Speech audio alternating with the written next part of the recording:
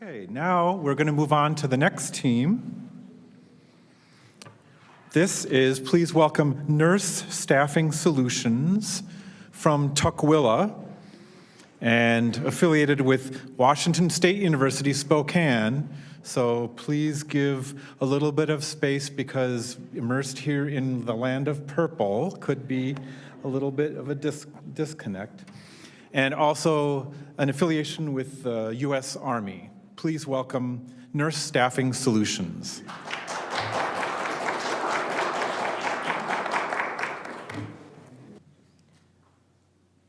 Trigger warning. It's about 2 a.m. in the morning. I'm in the ICU sitting at the nurse's station. An alarm goes off, so I jump up and I run down the room, down the hallway, and I go into the room and I look to see what is it that this patient needs. I grab the bright blue gloves and I get ready to help this confused patient back into the bed. When I get into the room, I'm bedside, I'm ready to help him, and he looks up at me and he says, "What is this nigger doing in my room?" I was just stunned into silence. There was nothing I could do but look down at those bright blue gloves and slowly take them off and walk out of the room. I go to the nurse's station and I tell my supervisor, this is what happened. And he said, "Oh," and looked at the computer, nothing else. I see that there are many problems with this situation, okay? I'm responding to a patient in crisis, but then I get verbally attacked, okay? At that point, I don't feel safe at work. And I don't have the support systems that I need to continue to do my job well, okay? So here are some of the problems, and I'm sorry that this is set up where I'm sitting behind this. I'm gonna just have to make that do. Okay, there's a national nursing shortage that you probably have heard of, but it's not really a shortage. It's just that nurses aren't really willing to work in that environment anymore. People don't want to be assaulted, they don't want to be abused, they don't want to be overworked, they don't want to be underpaid, right? Okay? There's a workforce gap, okay? There are enough nurses that are licensed, but they just don't want to work anymore. There's a lack of diversity. Patients and other professionals, they're not forced to have to be tolerant or respectful of people of other races and ethnicities. There's a lack of ownership. Managers don't know how to deal with these situations, therefore they don't train their managers how to handle it. There's a lack of belongingness. I've been in this unit for 2 years now, and no, we can talk about anything. We can talk about codes, we can talk about death, but we can't talk about racism, okay? And I'm going to use the terminology BIPOC just to make sure we're all on the same page. That means Black, Indigenous, people of color. Okay? So, Nurse Staffing Solutions. I'm Chisela Chambers.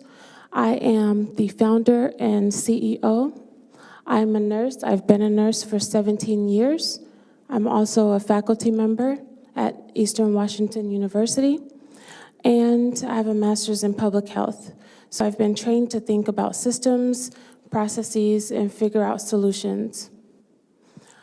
Nurse Staffing Solutions is a staffing agency where I want other BIPOC people, and all people are welcome, of course, to feel included, to feel safe, doing the work that we all need them to do, which is to take care of our citizens.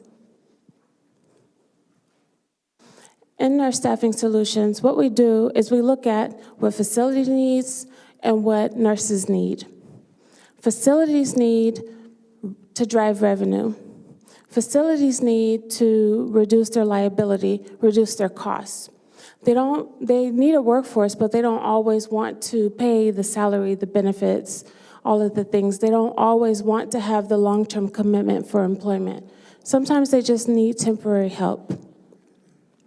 Okay, nurses want more money, they want more flexibility, they want work-life balance, they don't want to be burnt out. So Nurse Staffing Solutions marries the two needs, providing nurses to medical facilities and reducing the costs for medical facilities to have a better workforce, increasing patient safety, reducing liability.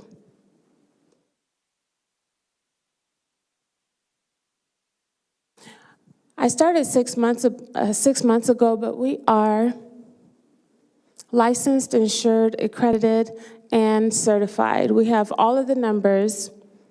We are pre-launch, but we are ready. I am a single-member company, but we have a team. I contract out for work that I need done, so I don't have confusion about ownership. We have digital marketing, we have business development, we have back office solutions, which handles workers' comp and payroll. They fund the payroll and they make sure that we are all in compliance. And then I also have relationships with accrediting agencies such as American Heart Association and the Department of Social and Health Services.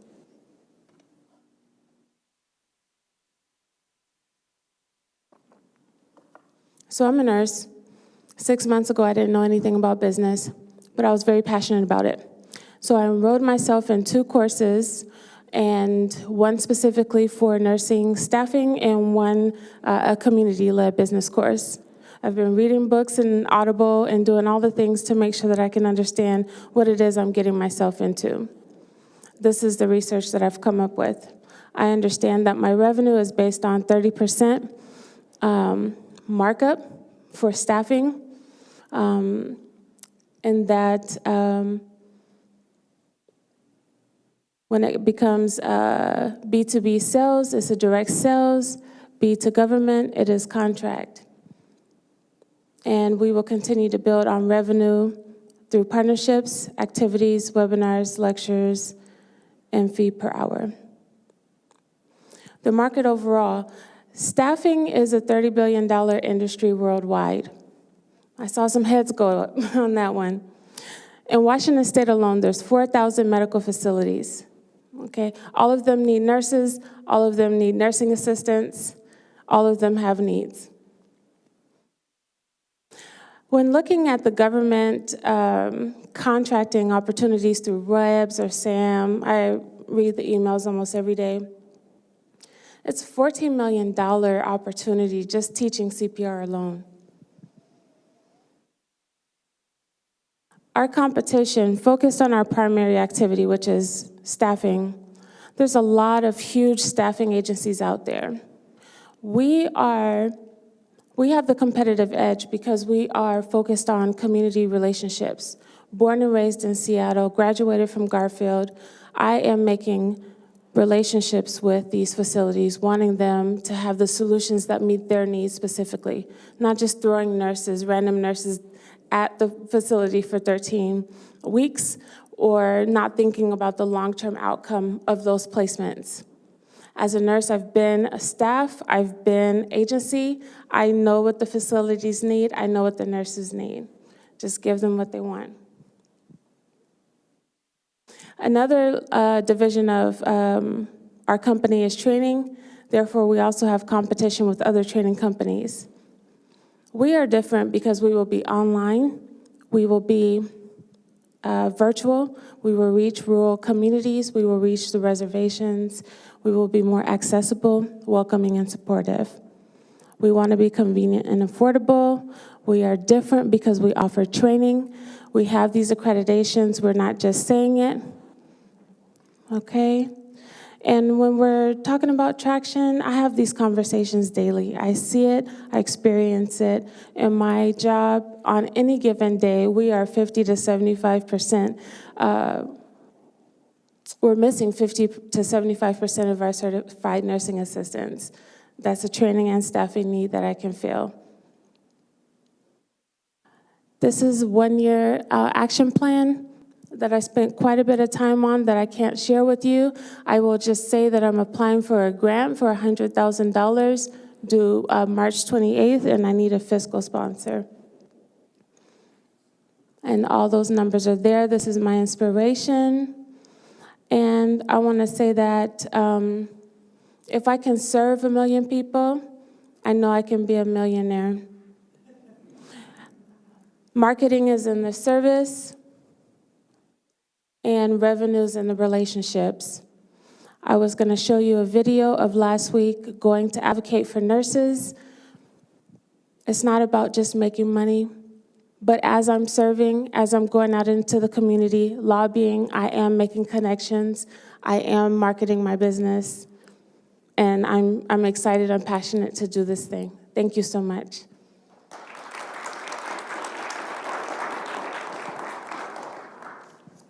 Questions from the judges?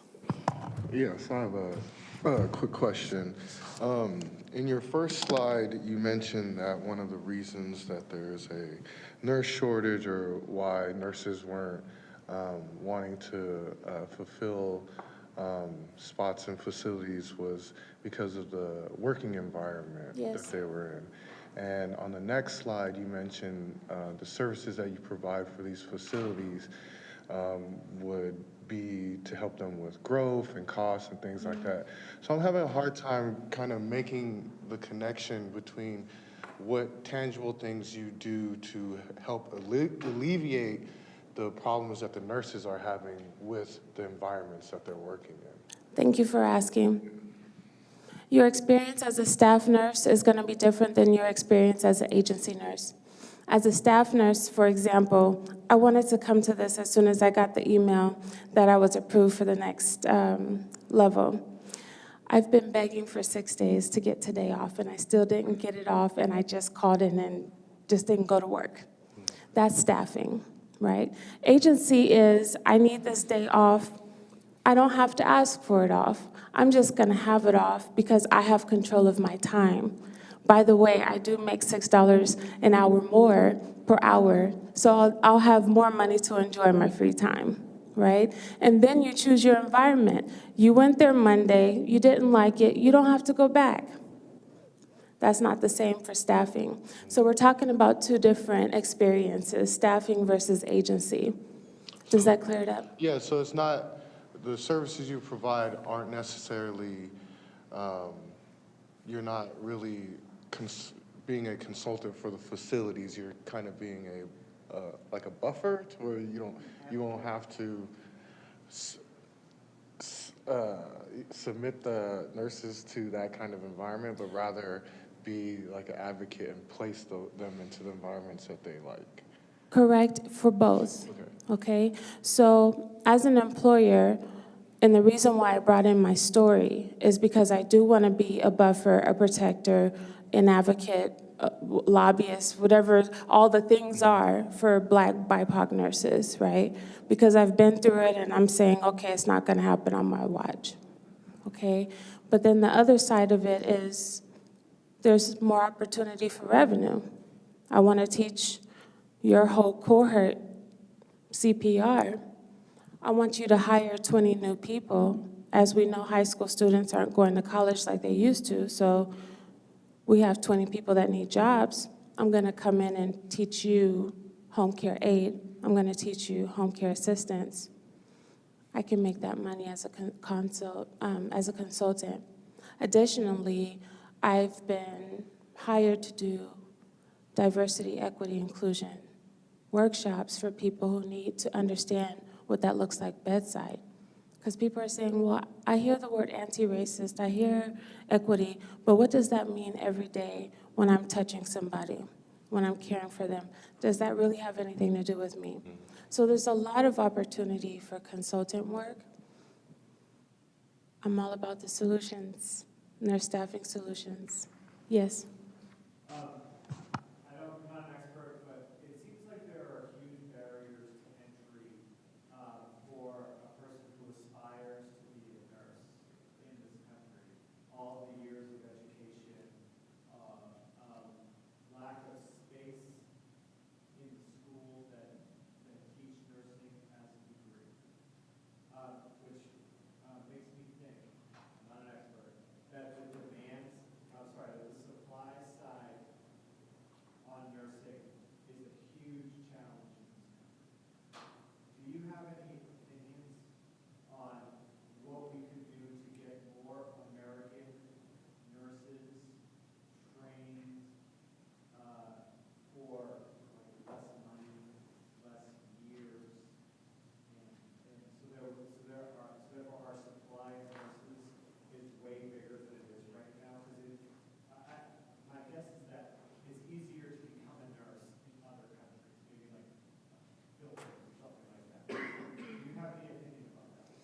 have lots of opinions about that, so thank you for asking it because you've extended my presentation.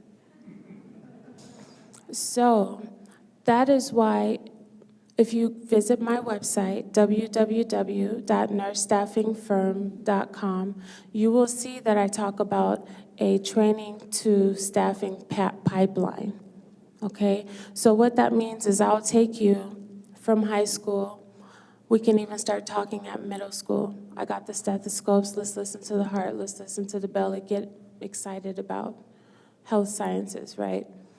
I take you straight from high school, I train you, I get you certified, we take the test, I hire you. So not only do I make money by training them, entry level, threshold lowered, right? So let me back up because I don't see understanding on your face, I'm a professor. Okay, so nursing school, you have to have all A's. You have to pass the TEAS test, which is a standardized test, which we know that BIPOC people don't pass as well anyway. Okay, that is after usually they've had 2 years of college. That's not what we're doing.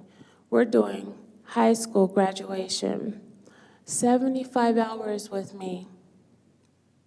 Take the test, you're working. Foot in the door. Then when you decide to apply to any health sciences, whether it's nursing, physical therapy, physician assistant, you already have 1,000, 2,000 hours in healthcare.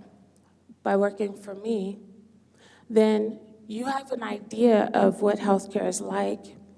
You have an idea of if nursing is even something that you want to get into. So, long story short, I'm gonna try to make it short. I'm lowering the threshold. I'm opening the gate because there's a lot of gatekeeping in nursing. It's still predominantly white women, okay? And even where I work, they're hiring the next set of nurses from the nurse techs, but the nurse techs don't look like me, okay? So I'm even, what's the word?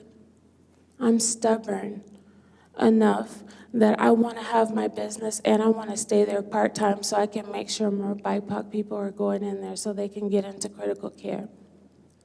Because Black people aren't getting into critical care. But that's how they're getting in, is starting as a CNA. Did you follow? Not quite. Did anybody understand what I was trying to say? Okay. She didn't. Ask me, I'm sorry. Start as CNA. Start small, open the gate, then you're into nursing. If you start going straight for the bachelor, it's gatekeeping. Starting with hours of experience, then a standardized test. There's all these reasons why BIPOC people aren't getting into the program. Yes, by the time you get to the program, there's not enough seats, there's not enough professors, there's all these things once you get to the program. What I'm saying is BIPOC people aren't getting even to the program. Does that make sense? So I'm lowering the threshold to have people take the 75-hour course, get their foot into nursing, then they can grow. I started as a CNA, and I'll be a doctorate in 2 years. I have one quick question. Yes, ma'am. You talked about starting at a younger age to get into the nursing process. And how do you plan to get those people involved or interested at high school level, and whether or not they can afford at that time, to be a part of this process and to elevate them to actual nursing? Mm-hmm. Thank you. So I've been doing some research about guidance counseling. It's not like it was when I was in high school. So instead of going to the guidance counselors, I actually need to get into high school events. So they're actually, my alma mater, Garfield, had a Black History Month event where all of us business owners were trying to get there, and I was just a day too late to get in there. So the goal is to go into the high schools, build relationships with the students in the high schools. And then I'm also learning TikTok. I'm not a social media queen, but I know that they're on TikTok. I know that they're on Instagram. So I'm going to meet them where they are. I'm going to build relationships with the adults in their lives and keep my mind open to have conversations with them and meet their needs. Your other question was about price. I have applied for a firm. Have you heard of a firm? A firm is an online financing company. So I learned about them when I got my Peloton. I didn't want to just spend all my cash, right? So they said, well, you can pay over 60 months or 24 months, no interest rate, whatever. So I turned around and said, I'm a small business. I'd like to apply so that my students can have access to your 0% financing plan. That's one option. The second option is you give me 1 year of your time. As a staffing agency, I can make my money back. I pay for your tuition, you give me 1 year back. Me making $16 an hour on top of their wage rate, if you saw it in the proposal, I will make my money back, plus some, if I pay for their tuition. Yes. This is the last question. So teaching, that's a longer-term plan. How do you get nurses to place them in positions right away? Do you have, like, what is the plan to get nurses, and how is it financially, better for them and for the hospitals to have you place them? Does that make sense? Yes, ma'am. It's better for the hospitals for me to recruit and place, okay? So they're not spending money on recruitment. They're saving money there. Second, they're not paying for benefits. They're not paying insurance, labor and industry, disability, all those things. They're not paying any of that. And then if they only need a nurse for 3 months, they're not filling a whole FTE for years to come. They don't have to make that commitment. So they save money like that. Additionally, they can only hire nurses according to what their care needs are. So for example, in the ICU, there's certain parts of the year where we just have more surgeries. Then you want more nurses. Then you want to dump your nurses when you don't need them. That's the facility. For the nurses, they want cash on hand. So when they're not receiving benefits, they get more cash. And that's usually like a 6% increase. So if I'm making $30 an hour, I would mark it up 6%, and that would be what I give the nurse. I would mark it up 30% as a business, but then I would give the nurse the additional 6% in lieu of the benefits. So then she has, or he has, more cash in their hand at the time. And additionally, more control of their calendar, more freedom. That's just usually what people want, is more time and more money. Thank you. Thank you.